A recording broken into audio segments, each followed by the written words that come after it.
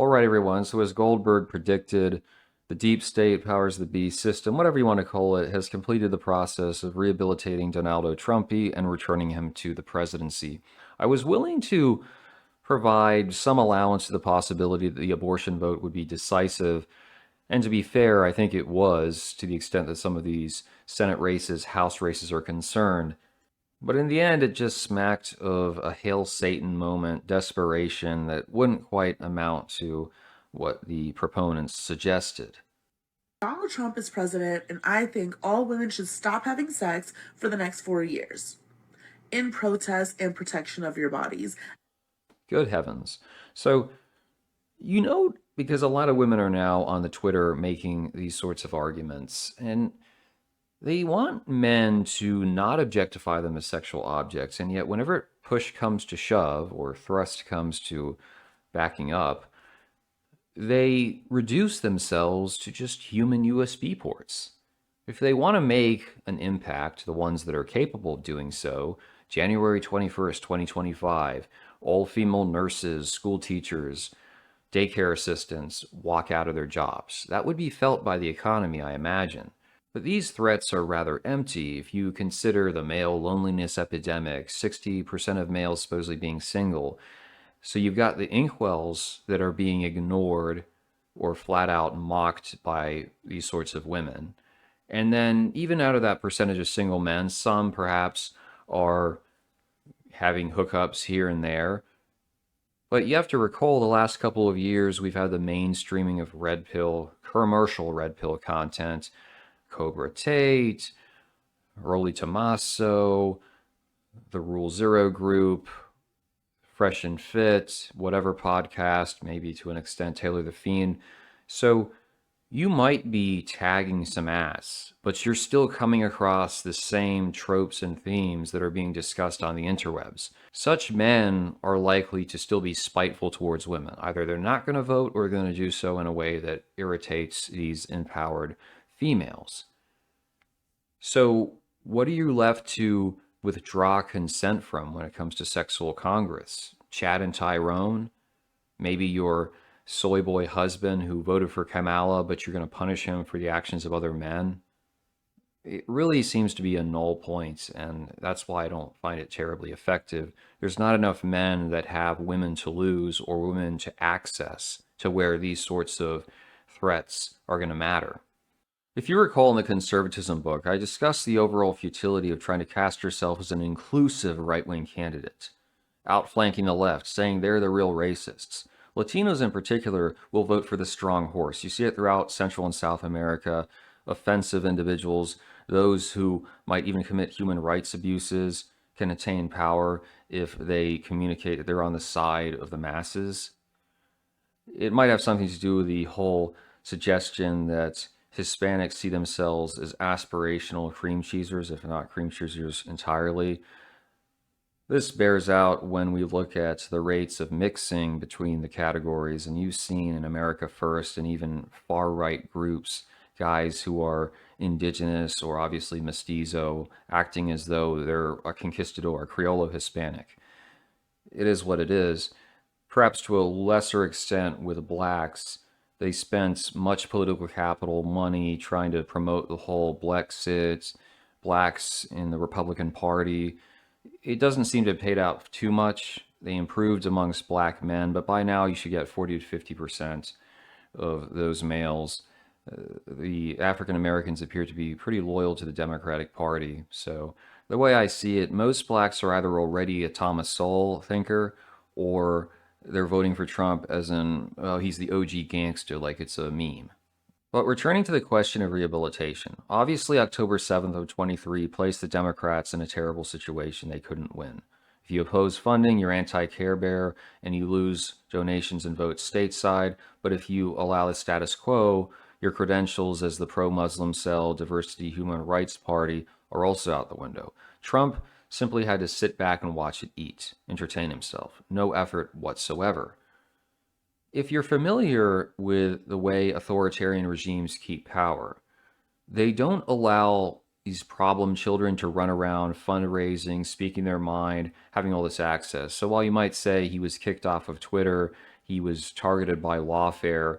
There were always lifelines afforded to him, which someone who's actually going to undermine the power structure, not going to happen. So there were these civil judgments. Those will get made to go the way of the dinosaur, and that law on sexual harassment is probably going to be repealed because the Democrats realize it's too destructive even to their own figures.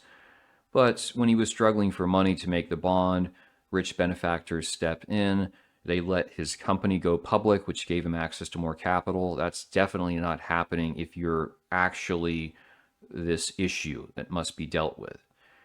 And even the legal cases themselves. As we've mentioned before, Booty Willis, you had the ethics scandal, that gets kicked to next year as far as the trial is concerned. The one with J6, SCOTUS steps in, the SCOTUS that supposedly was not taking up cases with voter fraud in the 2020 election. Now they're bailing him out. Now they're making it more difficult for him to be charged with their rulings.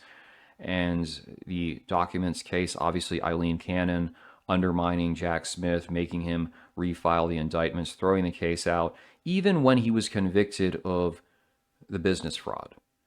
And he's supposed to be sentenced in July. This deep state, Democrat connected judge postpones it till after the election. Why would you do that? Bare minimum, you want him to already have a prison sentence on his record because it would hurt him politically, but even more so, jail the guy and make him wait for his appeal there so he can't be free to gin up support, visit states, get his supporters all riled and ready to go. So the fact that they're giving him this leeway is in of itself indication that maybe the deep state's not that hostile to Donald Trump. Maybe there's different factions. I don't know. I don't really care. Obviously, there's the controlled demolition, the whole palace coup with Robinetti. And this is after so many years of them saying he's the defender of soy democracy. They replaced it with Kamala. After Kamala, there's this surge of enthusiasm, and the race supposedly is tightening to the very last minute. That's when I say, yeah, this is obviously theater. If people cannot decisively choose between Trump or Kamala, regardless of where you stand, if the country's that divided, it's probably about trying to make people feel like they are relevant in this system as opposed to they had no idea what the outcome was going to be. Let's factor in as well Primo de Rivera, that's the senior version, he had talked about rotation of elites, in essence, that you might change parties or leaders, but the same people are flipping sides to their benefit. This was definitely happening if you were paying attention. Obviously, you already had Peter Thiel from years ago, but Chamath Palihapitiya, Zuckerberg was backing off.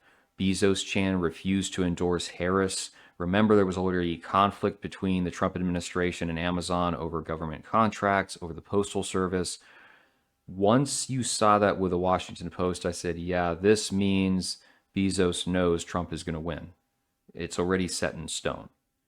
And obviously, Ellen. Ellen buys Twitter, which was considered a joke of a company, no revenue. He pays an exorbitant amount of money, and he turns it into a playground for basically 4chan users. It's kind of bizarre, but he opens this up, and more to the point, he appears at rallies with Trump. This is the most wealthy man on the planet, and he's openly endorsing Trump. Trump goes on all these popular podcasts. Joe Rogan endorses him.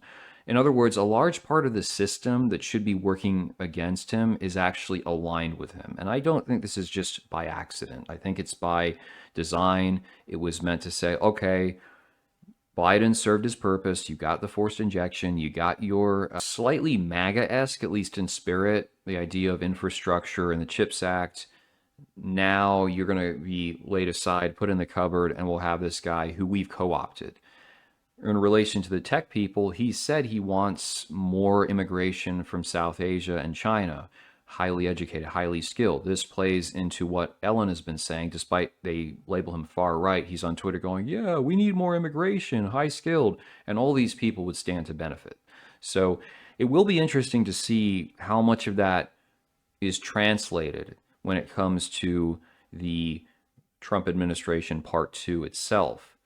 One might almost argue it would be easier to manage immigration if you dealt with the criminal side, as in the violent, the gangs, the drugs part of the illegals, and then you created a seasonal guest worker structure like we had in the past, which would allow them to do agriculture, maybe some construction or landscaping, with the understanding that they're going to go back home and keep their cheesy gordita there so that you're not having the demographic replacement. Because ultimately, I don't think most people are really that concerned about those jobs. Perhaps in the future with AI, they will be, but you could have a rule that they go to Americans first as far as opportunities to hire. And then that way you wouldn't waste so much time trying to police people for crossing if they're just doing it for those economic reasons. Remains to be seen, but honestly, I think that legal immigration is far worse in the way it's been handled because they already have a step in the door to get citizenship, and then they have chain migration, which works to their advantage. Now, I must admit to having a lingering fascination for Trumpism to the extent that it appears to embody an Alinskyite rules for radical conservatives in its methods. As you know, Trump supporters have a tendency to accuse other people of things they're guilty of, or more to the point, their guy is guilty of, as in lying, distortion, corruption. And I'm not trying to single them out because everyone does this in politics. The difference is that there's rarely a sense of affording that to other people, if you will. So you see it in this Kafkaesque dynamic with the elections. 2020, they said, was rigged by Beijing, Biden, and the deep state. 2024, people are going, why bother voting if it's going to be rigged? Oh, no, no, you can out MAGA the fraud, the rigging, if you just get the vote out. They won't be able to rig it. Well, first of all, most countries, when they rig elections, it's by a massive margin. So it doesn't matter that you are very vigilant if they have decided the way it's going to go. And remember, Sidney Powell was claiming it was electronic voting machines doing this, like some grand chia seed plots. If you remember, the Simpsons were predicting in 2008 that if you pressed Obama, it was going to give you a McCain vote. You look back to 2020, there's 81 million votes for Biden, 74 million votes for Trump. 2024 thus far, 66 million votes for Harris and 71 for Trump. So there is a gap there, although we haven't seen all the votes reported. Still, it's a significant amount where people would say those 15 million, they can't have been there. That was the fraud. All right. Well, how do you know that this time around wasn't fraud if the system wanted things to go a different way for specific purposes? This is the tricky part. Trump, as we see, got less votes than the previous time around. So where are those votes? Did these people die of COVID? Was it fraud? They just not bother voting? And it becomes a little complicated because you say, why might they have wanted Trump to win? Either they made him president or they allowed the system to play out in a way to where he could become president. After 2020, many of these Trump supporters thought it was illegitimate. And if that continues as a trend, you have no buy-in, especially from these men. They're not going to really give it their all in the economy. They're not going to get married. They're not going to want to pay taxes. That's an issue. We're trying to maintain this American empire. In the past, it was much easier to get common ground, especially on foreign policy. Now there's all this doubt being sowed. And I suspect largely because it's polarized to the extent that you have to be against whatever the existing president is doing if you don't agree with them on other items or issues.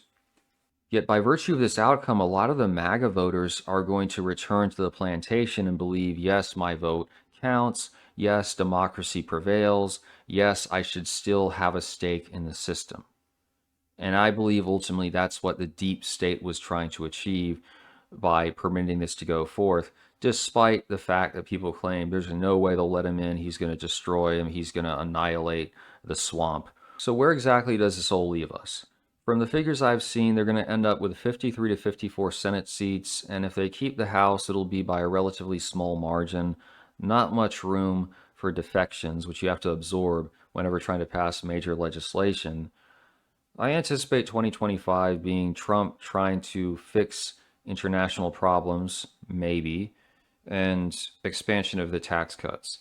You might see, I'm hoping, elimination of federal tax on overtime, on dividends, on capital gains, and then allow you to write off pretty much anything with your small business. This is a big wish list, but I don't know if it's going to play out because they have to use budget reconciliation.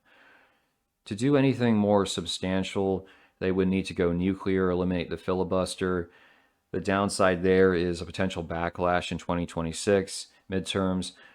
But if they fixate on immigration and government reform as opposed to healthcare or abortion, they're probably good. You'll likely see executive actions in immigration. And as I talked about in the conservatism book, there are existing federal laws they could use to stymie both illegal and legal immigration. Now, whether they're going to do it to legal, I don't really know. Remember Mike Lee, his Eagle Act, all the organized South Asian money behind the Trump campaign, the vice presidential candidate's wife. Yeah, I have the sense, and conservatives are going to have to be vigilant because I think Trump's going to try to give out that big green card diploma deal.